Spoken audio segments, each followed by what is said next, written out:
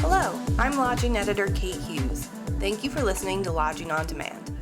In today's episode, Michael Williams, EVP and COO at the Lodge and Spa at Brush Creek Ranch, Kerry Ranson, Chief Development Officer at HGD Hotels, Lisa Lombardo, Chief People and Culture Officer at HGD Hotels, and Nicole Painter, Director of Human Resources at O'Reilly Hospitality Management, LLC, discuss the steps they've taken to ensure their employees are kept on the payroll during this crisis, including flexing staff roles to meet the needs of this unique time.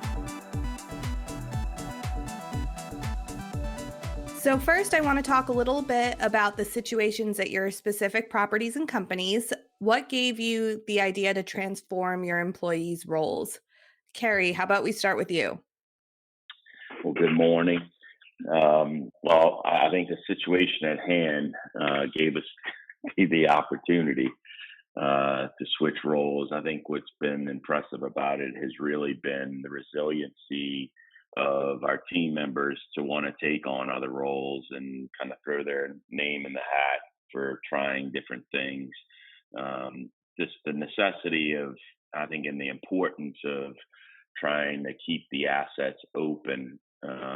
Had to get into some innovative changes in what we were doing at the property level, just to try and, I think when you look at the difference of the cost of staying open versus closing, 95% of our analysis continued to show minimal amounts of room rental to where we're losing less money staying open than closing. And then obviously, I think the reopening and the challenges of which that brings from a close to a reopen outweighs those options and makes you, I think, look at things differently.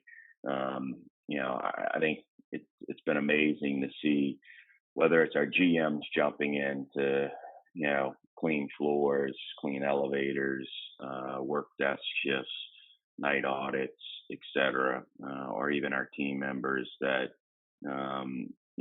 carry different roles in F&B, doing different things, which has allowed us to do some different cross training. And I think the other piece that it's done too is allowed us to sit back and start to reevaluate and change what our content and what our focus was previously, because obviously that looks a whole lot different. So we've used a lot of our team members to help us adjust content via the brand sites, GDS, social media campaigns, et cetera. So as we come out of this, we're focused a bit differently in how we're going after business. And then obviously there's still an attempt locally in our markets to try and capture what is out there, whether it's from healthcare workers, governmental components, transportation pieces. That's been a success for us. But that's kind of how we got to where we are and how we've made some adjustments with the teams, of which are, look, we're talking minimal teams. I've got, as an example, a 400-room DoubleTree in Tulsa downtown with, 35,000 square feet plus of meeting space. And we're running it with a team of 9 people, just to give reality to the conversation of what we're doing and how great our teams have been out there in the fields. Lisa, how about you? What about at your properties? HDG, we have 18 hotels in our portfolio and all remain open. And thankfully, all of our properties also were eligible for the Triple P funding. So right now, we have been able to return folks to the rosters, but quite frankly, that lack of occupancy that exists right now definitely motivates us to have to think creatively about what folks will do as they return to the properties. And this is usually a high occupancy time of year for us.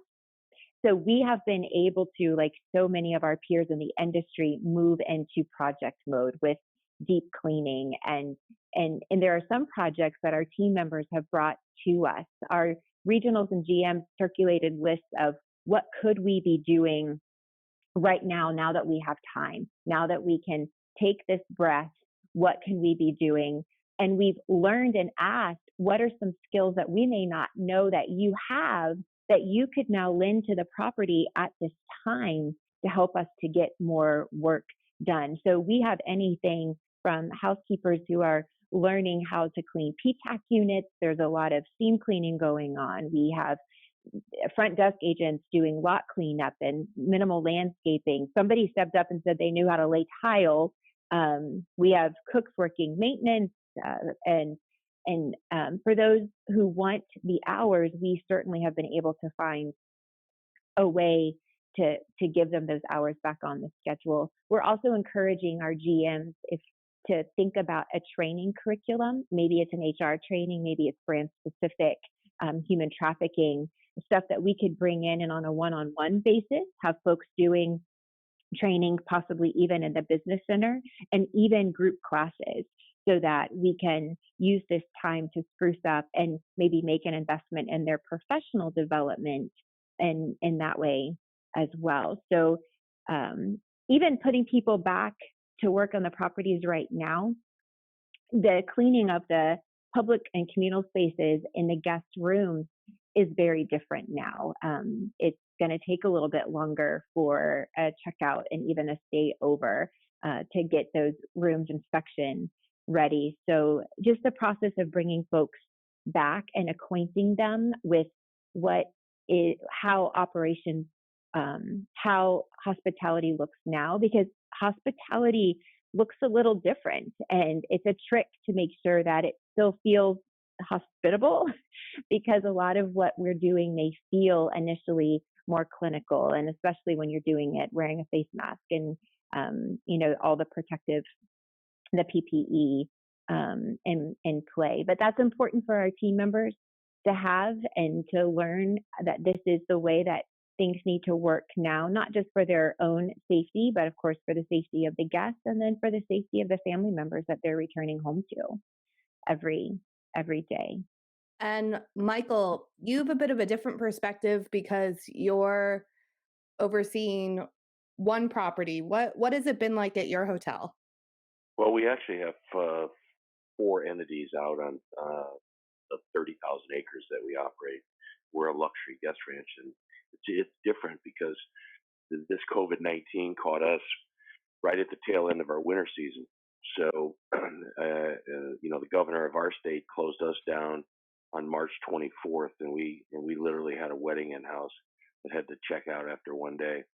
So that was a very interesting thing. But we went from an off-season population of employees of about 130. We're down to 11 right now. And again, the difference is, we have 220 horses and we have 900 cattle, and the grass is still growing, and we still got to feed, and we still got to take care of our business. But what we've done this year, and again, like Kerry said, everybody is now doing everything, and we're making a decision actually today if we're actually going to open for our season. And if we open, we're taking 4 ranches and combining them down to 1. Keep it pretty simple this year. Go back to our original ranch, which is Lodge and Spa. And we literally just opened up a new $25 million operation called The Farm last year. And we're going to put that on the shelf. And, we just completed our milking parlors for our goats. And so things have changed so drastically.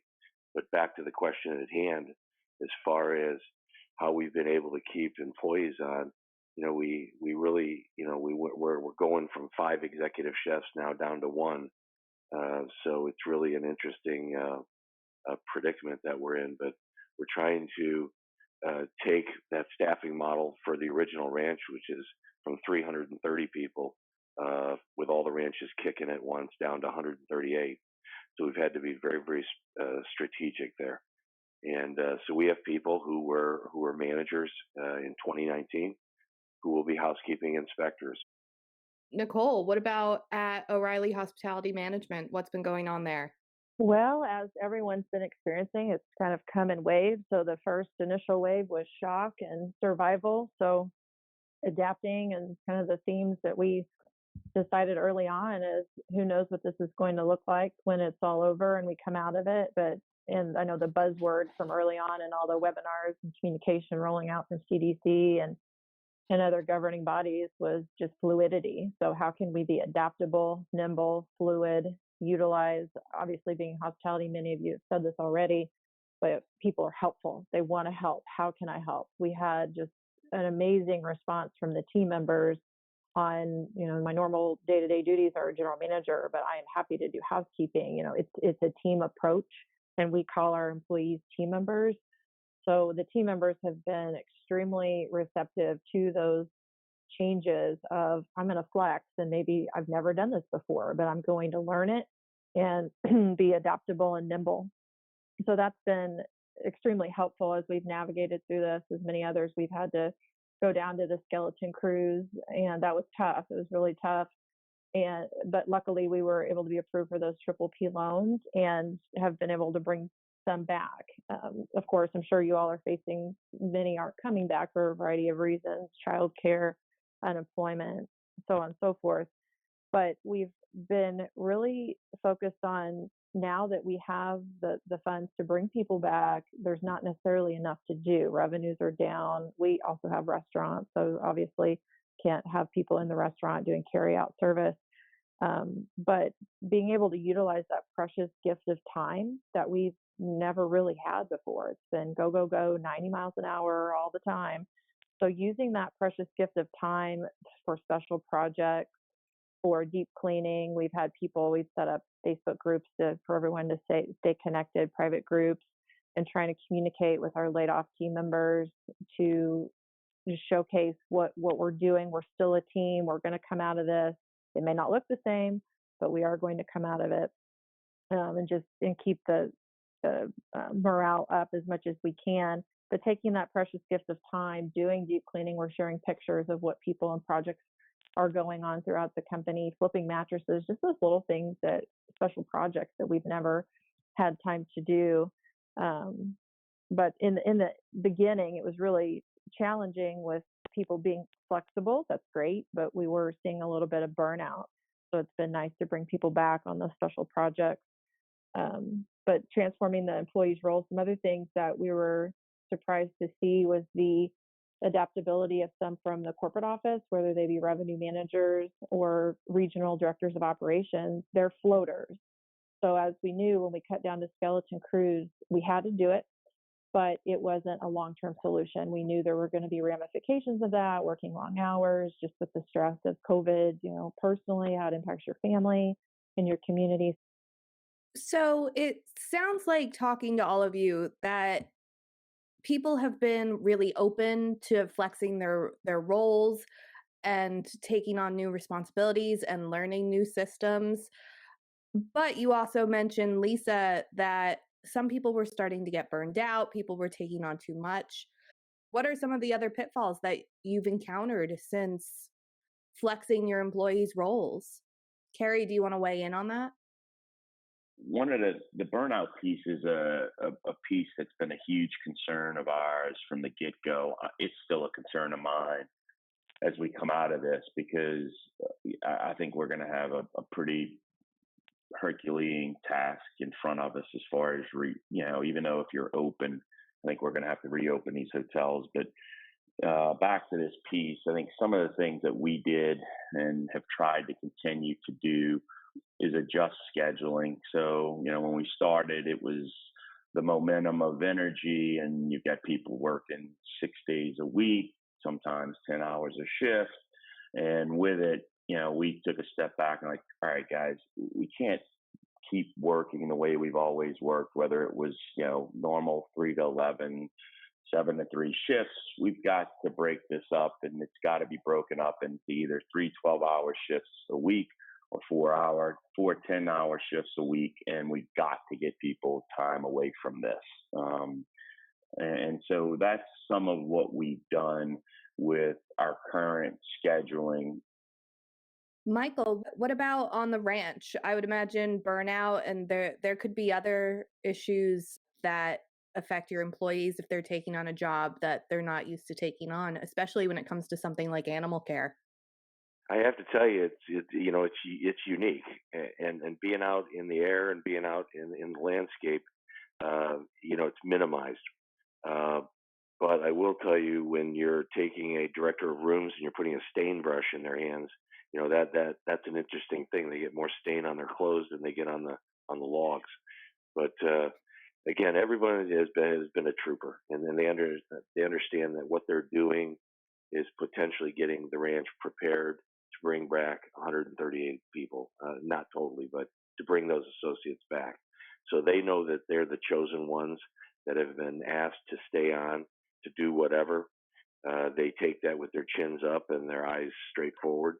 And I think that kind of equals that out. I think everyone is working probably harder than they've ever worked, but they understand that they're carrying the load for the entire team. And I think that really allows them to have the stamina and being proud and being able to carry that torch. I also want to talk about transitioning back to quote unquote normal when the crisis begins to pass. So, Nicole, do you guys have a plan for how you will approach that? How you will transition your employees back to their original roles, or will they all transition back? Is there a chance you're going to rethink the way you staff? I'd like to say we have a plan. I think we kind of think about it every day. We don't have a formal plan as everything's changing in the different states we're in on when everyone's reopening. And honestly, we don't know what that's going to look like. We hope that it increases in revenue, occupancy, so on and so forth. But to be honest, we just don't know. So we have our staffing model right now. We're eligible for the Triple P loan, and we've targeted 50% for most properties. We've been able to hit that, but I'm not sure we'll ever be able to get back to the 100 for a while, the 100% team member level that we were at pre-crisis. So to answer your question, I'm not sure we have a formal transition plan. We're just going to take it day by day and have a little bit more formal program when we understand the implications of when the economies in the cities and the counties open back up, what that looks like. Of course, we'll continue to do the social distancing and abide by all the PPE and the safety and health. That's our primary concern as we open back up. Thermometers, masks. We've employed a few people to make masks for all of our team members, in addition to purchasing some. So that first and foremost is the most important thing to continue the ensure safety for our guests and our team members. And then we'll just adapt and morph as the occupancies hopefully continue to rise. And Lisa, what about at your properties? Right now, a lot of what we're doing and bringing people back to the schedule and making sure that we'll be able to keep them on the schedule with the hours that we're able to give them currently, it's dependent on recovery. And for all of us, no matter where our markets may be located, that there is this incremental, responsible rate of recovery that leads to occupancy that can allow us to have folks on our schedule that we can pay for and wean ourselves off of these PPP funds. They only last for a certain time period, and for us, it's just giving our team members that confidence and security that there remains a place for them within our operation. And yes, there's a place for them, but making sure that as they're returning, they feel safe and confident that they're protected and safeguarded being at the property and being at work and being an essential team member. It's been a process, and a lot of us are learning as we go. But so far, the response has been incredible. I mean, the energy and the smiles as people are returning to the properties. It's given us all another pep in our step and been a relief to the GMs, because the GMs for the prior weeks have really been carrying our hotels on their backs, and now they're getting some relief and being able to welcome folks back to the property and provide some opportunities. But the one thing we are just extremely hopeful for, and we're going to remain optimistic, is that we as a country start moving toward recovery and reopening so that we can kind of get everybody naturally back to work and start churning again.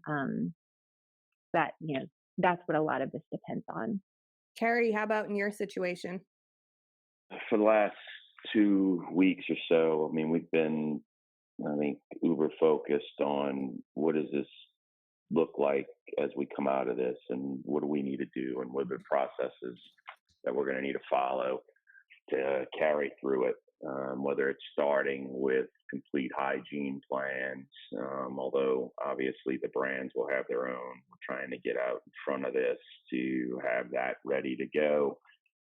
We've developed a few small task force in the field to assist in tackling some of that work as we're doing it. I think the important piece on this that we've, our staff shared with us is, look, the transparency that we've given to them through this needs to continue. I think that's part of our strategy and our branding and our communications as we go up forward too, is the importance of that transparency that, as we're bringing team members back on, that the next 18 to 24 months are going to look like an EKG. And so we're going to have some ups and downs. We'll need them to be part of helping find ways through the up and downs. What responsibilities do hotels have to their employees in a time like this? Because that's really what all of this comes down to. Everyone's trying to keep their properties open, but it's also trying to keep as many people as possible employed.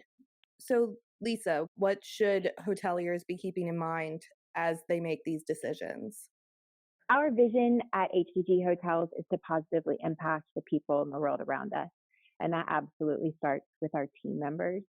And we are, all of us in this industry, we're fiduciaries of our team members' livelihoods.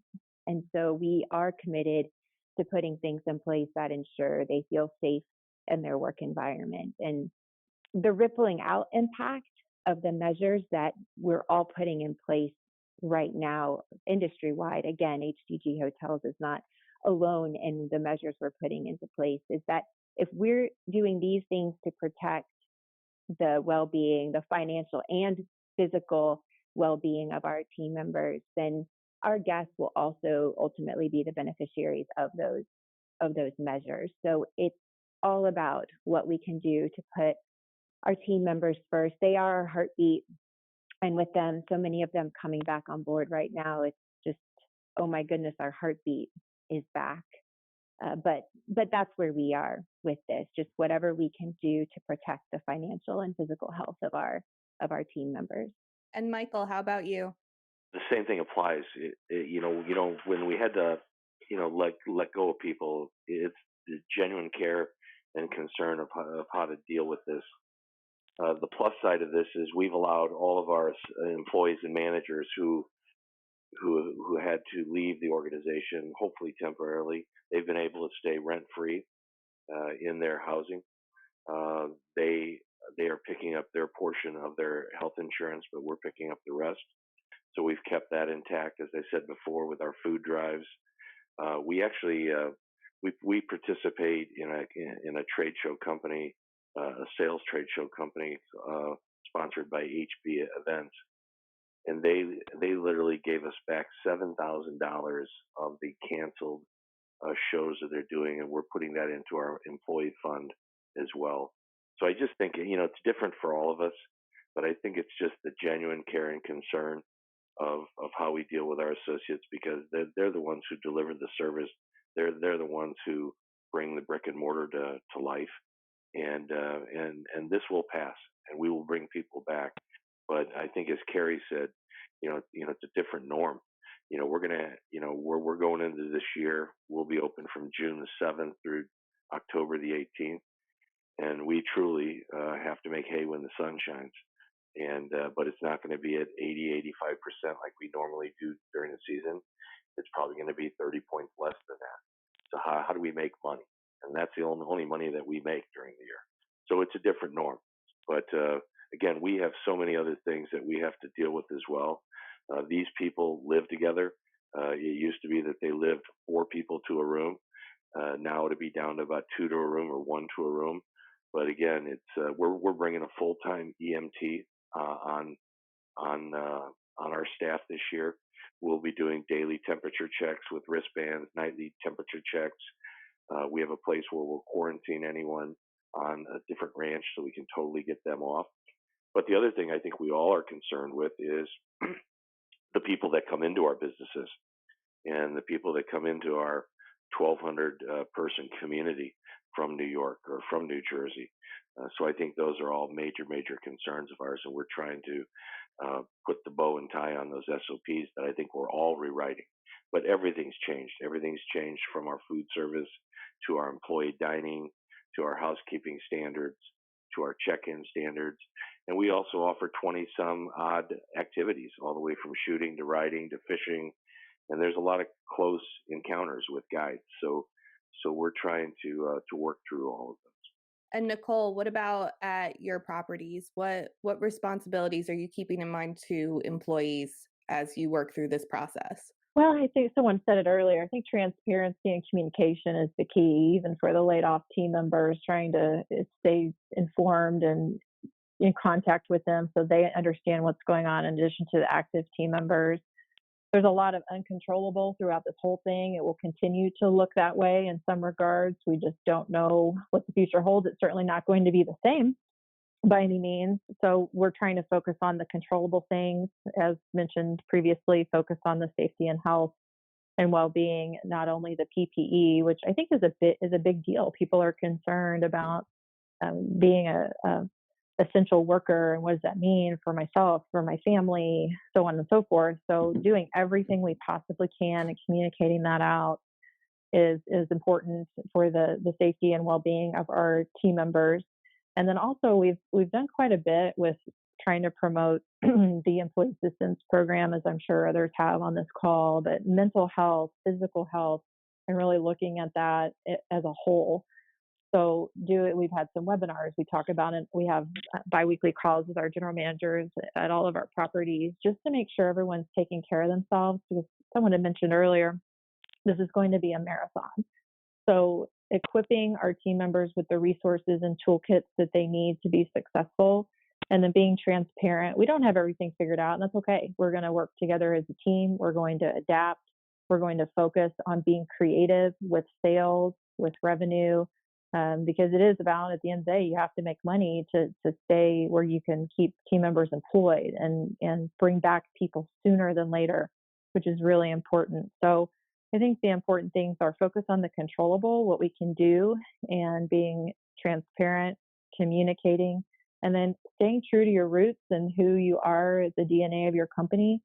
So we focus a ton, we always have, on community outreach.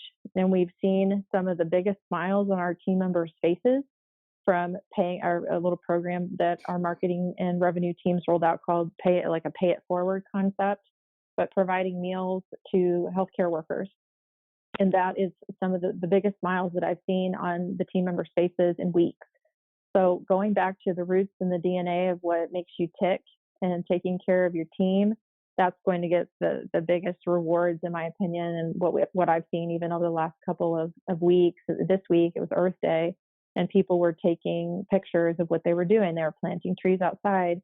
They were getting outside. They were getting some sunshine. But focusing on the mental health, the physical health, making sure people are taking care of themselves so then we can take care of our guests, because it is a ripple effect. Happy team members equals happy guests. So just making sure that you're focusing on the controllable and then the safety, health, mental, physical, all of that, and going back to what you're good at, and that's helping others and helping people in the community. Kerry, you want to wrap it up? Any responsibilities that you're keeping in mind to your employees as your company makes decisions at this time? Probably more so than just the team members and the responsibility. I think it's probably overarching in the fact of our industry. And a lot of times it's discounted. I mean, we are a growth mechanism for a large percentage of our team members, and that's what's great about our industry. And so, and taking that responsibility and looking at it as we come through this, I think while we look ourselves in the mirror and try and say that we're a great employer and we've done things over the years to try and keep that going forward from a culture standpoint, the reality of this is factual. I mean, I think we're going to be lucky to probably retain 20% of our past hourly team members, which is it's sad, but at the same time, I think it's going to open up opportunities for them to better themselves potentially in opportunities, higher pay potentially with other people that may quickly come out and think that that's the answer to getting team members on. And so with that, we've got a responsibility to retool and get ourselves ready from a training perspective and reintroducing culture to a lot of new team members that have not worked with us in the past. And so with it, I think it sets up another opportunity for our industry to have a great talent pool to choose from. But first and foremost, I probably look at it as an overarching piece and responsibility we have in giving people opportunities. And that's the responsibility we look at. And I think that's the sad part about all this right now, as people are out of employment, is the fact that what our industry does offer to people. Well, thank you guys so much for making time this morning. Thank you. Thanks for Everyone having have a us. great day. Appreciate the opportunity. Yes. Thanks. Thank you. Thank you for listening to Lodging on Demand. If you want more content like this, please subscribe to our channel. Or you can listen to Lodging on Demand as a podcast on Apple Podcasts, Google Podcasts, and Spotify.